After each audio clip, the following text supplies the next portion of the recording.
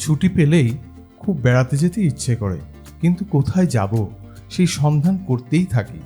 আবার সবসময় তো দূরে যাওয়া সম্ভব হয় না, আবার বেশিরভাগ সময় আগে থেকে প্ল্যানও করা যায় না। আজকের এই ভিডিওতে এমন 10টা জায়গার সন্ধান দেব যেখানে সকালে বাড়ি থেকে বেরিয়ে রাতেই বাড়ি ফিরে আসা যায়, আর খরচও খুব বেশি নয়। কলকাতার খুব কাছেই 10টি চেনা অচেনা একদিনের বেড়ানোর জায়গার হদিস দিলাম। প্রত্যেকটি জায়গার ডিটেলস নিয়ে আমার আলাদা ভিডিও আছে, যার লিঙ্ক আমি ডেসক্রিপশন বক্সে দিয়ে দিলাম। এই ভিডিওতে কিভাবে যাবেন, কি দেখবেন, খরচ কত হবে ইত্যাদি সমস্ত ইনফরমেশনই দেওয়া আছে। এই শহর থেকে আরো অনেক দূরে চলো কোথাও চলে যাই। তো চলুন আর দেরি না করে শুরু করা যাক।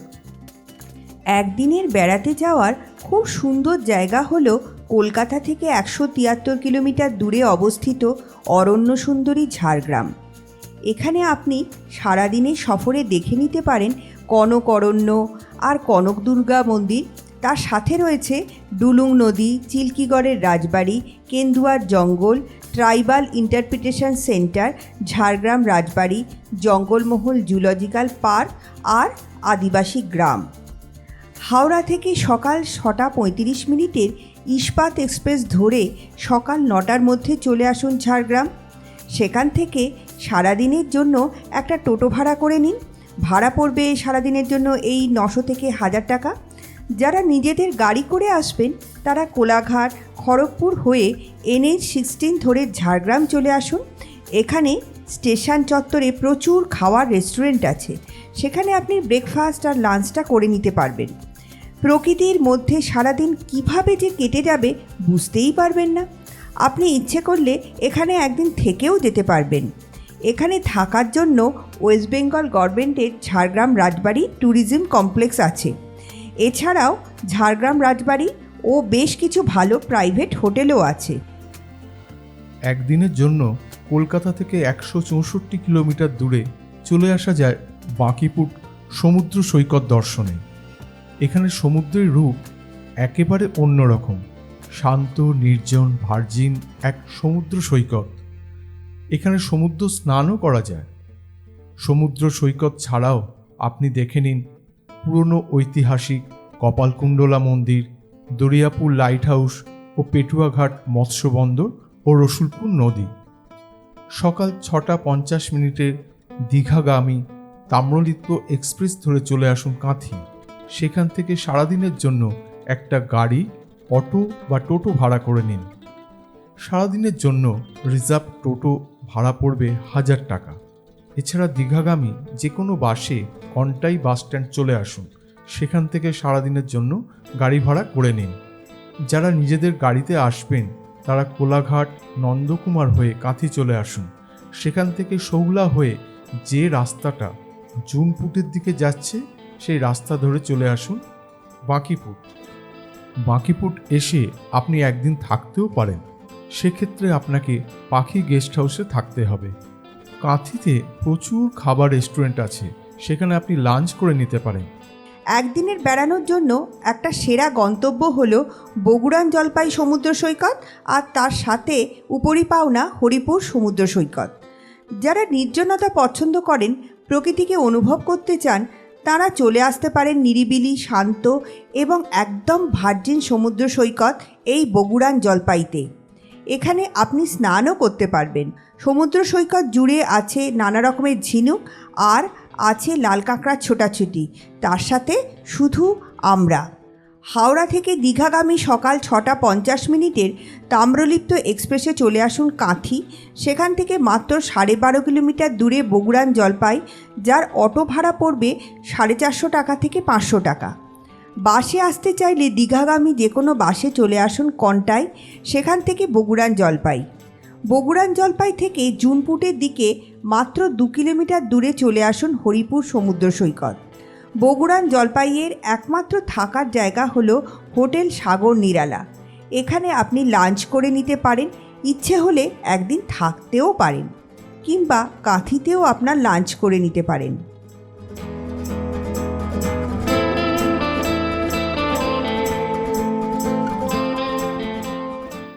কলকাতা থেকে মাত্র 111 কিলোমিটার দূরে অবস্থিত গেঁওখালি একদিনের ভ্রমণের এক আদর্শ জায়গা। এখানে আপনি সারাদিনে ঘুরে নিতে পারেন ত্রিবেণী সঙ্গম, গোপালজি মন্দির, মিরপুর ক্যাথলিক চার্চ, প্রভু যিশু মন্দির, মহিষাদলের পুরনো রাজবাড়ি এবং অপূর্ব সুন্দর মহিষাদলের নতুন রাজবাড়ি। হাওড়া স্টেশন থেকে হলদিয়াগামী যে কোনো ট্রেনে চলে আসুন সতীশ সামন্ত হল্ট। সেখান থেকে সারাদিনের জন্য একটা টোটো ভাড়া করে নিন। কলকাতা থেকে গাড়িতে NH-16 ধরে কোলাঘাট নন্দকুমার এবং সেখান থেকে হলদিয়া রোড ধরে চলে আসুন গেঁওখালি। সারাটি দিন কিভাবে যে কেটে যাবে আপনি বুঝতেও পারবেন না। এখানে গেঁওখালি বাস স্ট্যান্ডে খাবার বেশ কিছু রেস্টুরেন্ট আছে, সেখানে আপনি লাঞ্চ করে নিতে পারেন। এখানে ইচ্ছে হলে আপনি ত্রিবেণী সঙ্গমের পাশে ত্রিবেণী সঙ্গম ট্যুরিস্ট কমপ্লেক্সে একদিন থাকতেও পারেন। ইচ্ছে হলে ফেরি পার হয়ে নদীর অপর পারে পশ্চিমবঙ্গের আরও এক পর্যটন কেন্দ্র গাদিয়াড়া চলে যেতে পারেন, সেখানেও একদিন থাকতে পারেন নদীর একদম ধারে পশ্চিমবঙ্গ সরকারের ট্যুরিস্ট লজে। ভ্রমণপ্রিয় বাঙালির আর এক পছন্দের জায়গা হলো কলকাতা থেকে মাত্র 129 কিলোমিটার দূরে অবস্থিত মায়াপুর। মায়াপুরের ইস্কন মন্দির চত্বরটি খুব ভালোভাবে ঘুরে দুপুরে লাঞ্চ করে দেখে নিন মায়াপুরের বেশ কিছু দর্শনীয় স্থান, আর তার সাথে ঐতিহাসিক স্থানও বটে, যেমন বল্লাল ঢিপি, চাঁদকাজির সমাধি, মহাপ্রভুর মাসির বাড়ি, মহাপ্রভুর শ্রীচৈতন্যের জন্মস্থান, এছাড়াও বেশ কিছু মঠ। এই সাইট সিইংয়ের জন্য টোটো ভাড়া পড়বে 400 টাকা। হাওড়া থেকে কাটোয়া লোকাল ধরে চলে আসুন নবদ্বীপ ধাম, সেখান থেকে ভাগীরথী ও জলঙ্গি নদী পেরিয়ে মায়াপুর। শিয়ালদাহ থেকে এলে কৃষ্ণনগর নামতে হবে, তারপর জলঙ্গি নদী পেরিয়ে মায়াপুর।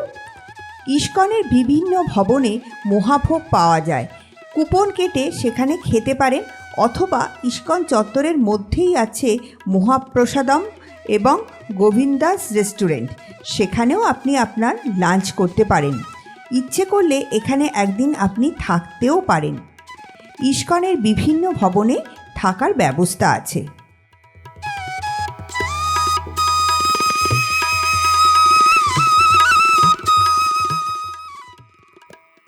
কলকাতার খুব কাছেই পৈলানে আছে অপূর্ব সুন্দর একটি মন্দির, ব্যাপস স্বামীনারায়ণ মন্দির।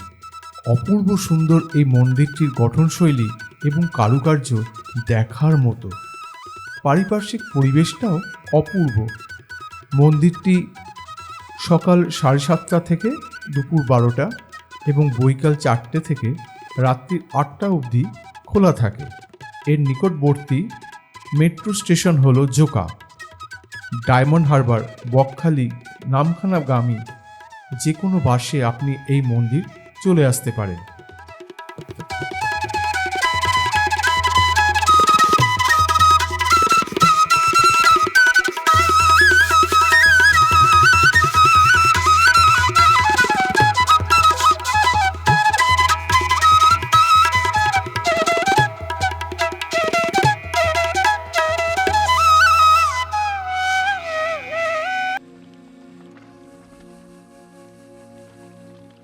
এই মন্দির চত্বরেই আপনি কিনতে পারেন এদের নিজস্ব ফার্মে তৈরি টাটকা শাকসবজি।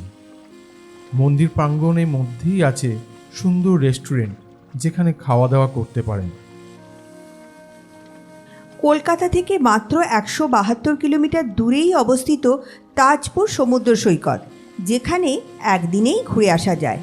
একদম নির্জন কোলাহলমুক্ত এক সমুদ্র সৈকত, যেখানে ভাটার সময় জল চলে যায় অনেক দূরে, আবার জোয়ারের সময় জল চলে আসে একদম সমুদ্রের তীরে, যেখানে সমুদ্র স্নান ও নৌকো ভ্রমণও করা যায়। সমুদ্র সৈকতটি খুব সুন্দরভাবে সাজানো। যারা ট্রেনে আসবেন তারা দীঘাগামী যে কোনো ট্রেনে রামনগর এসে সেখান থেকে অটোতে চলে আসুন মাত্র 8 কিলোমিটার দূরে অবস্থিত তাজপুর। যারা বাসে আসবেন তারা দীঘাগামী যে কোনো বাসে এসে বালিশাই মোড়ে নেমে সেখান থেকে অটোতে তাজপুর সি বিচ ধরে মাত্র 5.5 কিলোমিটার দূরে চলে আসুন তাজপুর।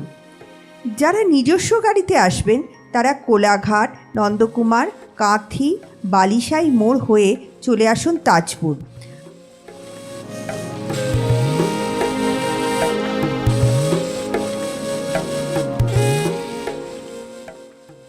সমুদ্র সৈকতের পাশেই আছে প্রচুর খাবার রেস্টুরেন্ট, সেখানে আপনি দুপুরে লাঞ্চ করে নিতে পারেন।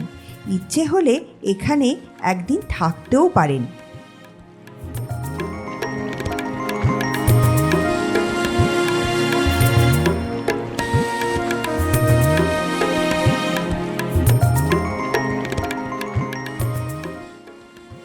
একদিনের জন্য ঘুরে আসা যায় আরও এক নির্জন, শান্ত, নিরিবিলি, একদম অফবিট এক সমুদ্র সৈকত, দক্ষিণ পুরুষোত্তমপুর।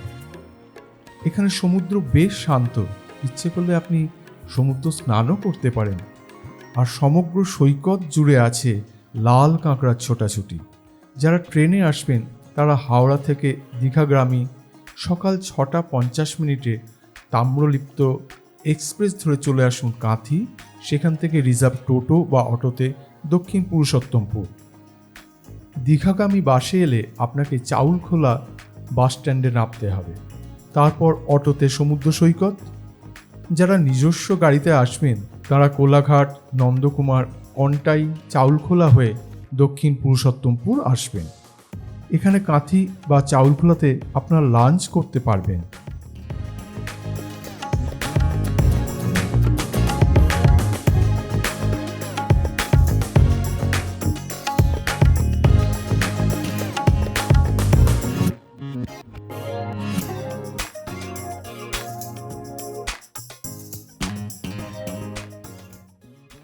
এখানে থাকার জন্য বেশ কিছু প্রাইভেট রিসর্ট ও রামকৃষ্ণ মন্দিরে অতিথিশালা আছে।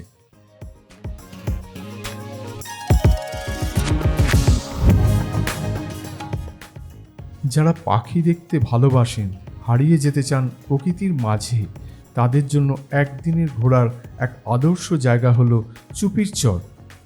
তবে প্রসঙ্গত জানিয়ে রাখি, এখানে কেবলমাত্র শীতকালে আসাই ভালো, কারণ তখন প্রচুর পরিযায়ী পাখি দেখতে পাবেন। এখানে এই বিশাল জলাভূমিতে নৌকো ভ্রমণের জন্য নৌকো ভাড়া পড়ে ঘন্টা প্রতি 200 টাকা। একটি নৌকায় 4 জন ভ্রমণ করতে পারেন। এই জলাভূমিকে মজা করে গরিবের অ্যামাজনও বলা হয়। যারা ট্রেনে আসবেন তারা হাওড়া কাটোয়া লাইনে কাটোয়া লোকাল ধরে পূর্বস্থলী নামবেন, তারপর অটোতে চুপির চর। অটো ভাড়া পড়ে 20 টাকা পার হেড।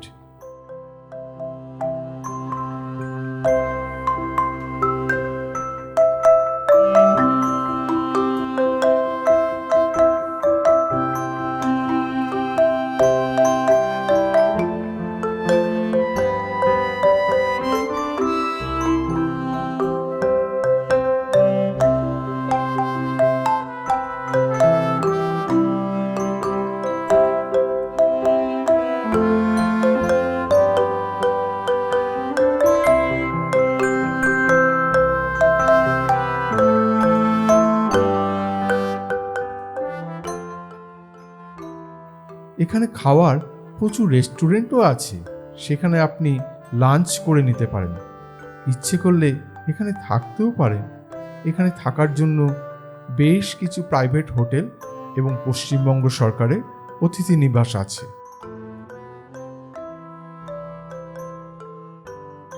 আমাদের দশম এবং শেষ বেড়ানোর জায়গা কলকাতার একদম কাছেই হাওড়ার শিবপুরে অবস্থিত Acharya Jagadish Chandra Bose Indian botanic garden.